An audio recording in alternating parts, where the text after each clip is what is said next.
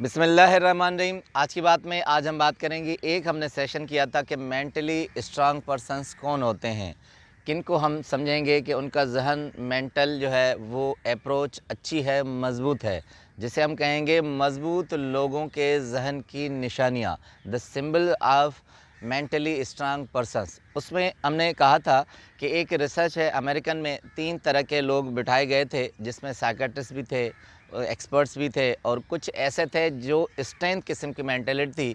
उनको बिठाकर 10 पॉइंट ऐसे निकाले गए जिससे हमें पता चलता है कि जहन मज़बूत किन अशख़ास का होता है। उसमें हम एक सेशन 5 कर चुके हैं, 5 आज करके फ़ाइनल उस सेशन को करेंगे।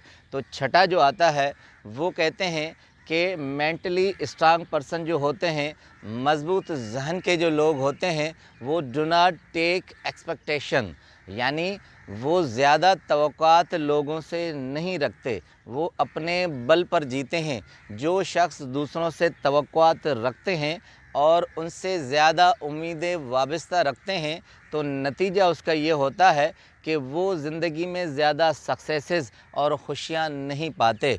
मज़बूत किस्म के लोग अपने बल पर जीते हैं और माशरे से, लोगों से उम्मीदें कम वाबस्ता रखते हैं और उनके अपने जहन के हिसाब से और विल के हिसाब से जो उन्हें आता है, जो ठीक होता है, उसी रास्ते पर चलते हैं। अब उसके पास नेक्स्ट 7 है, वो है कि मज़बूत जहन के लोग कभी भी किसी भी चीज़ को कमतर नहीं समझते, यानी अंडर एस्टिमेट नहीं करते। अंडर एस्टिमेट न अपने आप को करते हैं, न दूसरे लोगों को करते हैं।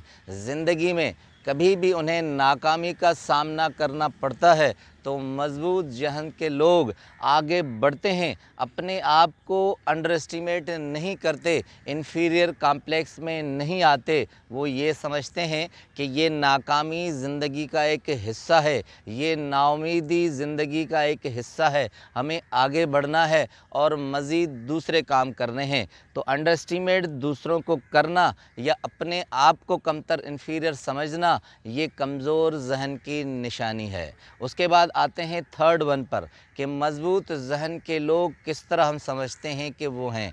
अब अंडर एस्टिमेट के बाद दूसरा जो आता है वो बड़ा इंटरेस्टिंग है कि हेल्पिंग अदर्स। अब दूसरे लोगों की मदद करना, ये मज़बूत लोगों की निशानी है।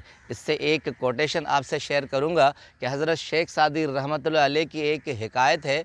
वो कहते हैं कि मुझे किसी ने सवाल किया कि नरमी क्या होती है और गुस्सा क्या होता है, तो शेख सादी रहमतुल्लाह अलैह कहते हैं कि नरमी इतनी न बरतो कि लोग आपको कमज़ोर समझें और गुस्सा इतना न बढ़ाओ कि आपके अंदर एक वहशत तारी हो जाए और आप वहशी कहलाएं और लोग आपसे दूर भागें। तो शेख सादी रहमतुल्लाह अलैह कहते हैं कि ज़िंदगी में म्याना रवई इख्तियार करें और गुस्सा और नरमी एक दरमानी हैसियत होनी चाहिए। उसकी मिसाल देते हैं कि अगर एक तबीब मरहम रख सकता है और उसके पास निश्तर न हो, यानी मरहम लगाने का आला न हो, तो उस तबीब का कोई भी फ़ायदा नहीं है। उसी हिकायत में आते हैं, कहते हैं शेख सादी रहमतुल्लाह अलैह कि एक चरवाहे के बेटे ने अपने बाप से पूछा कि ए मेरे वालिद,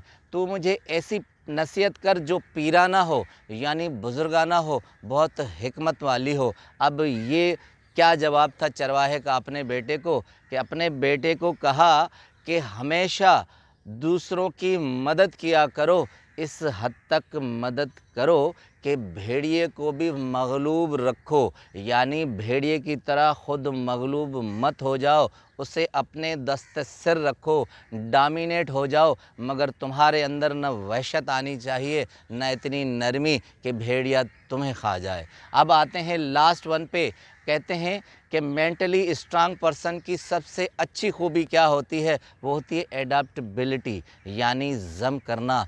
किसी भी माशरे माहौल में आप रहते हों, आप उसमें अपने आप को ज़म कर लें। हमारे माशरे का अलमिया यह है, रिपोर्ट ये कहती है कि हम ज़िंदगी में लोगों को, अपनी जनरेशन को कामयाबी का सबक सिखाते हैं, उन्हें ये नहीं बताते कि आप माहौल में एडजस्ट कर लें, एडाप्ट हो जाएं, कामयाबी आ जाती है, मगर हम अपने आप को एडजस्ट नहीं कर पाते।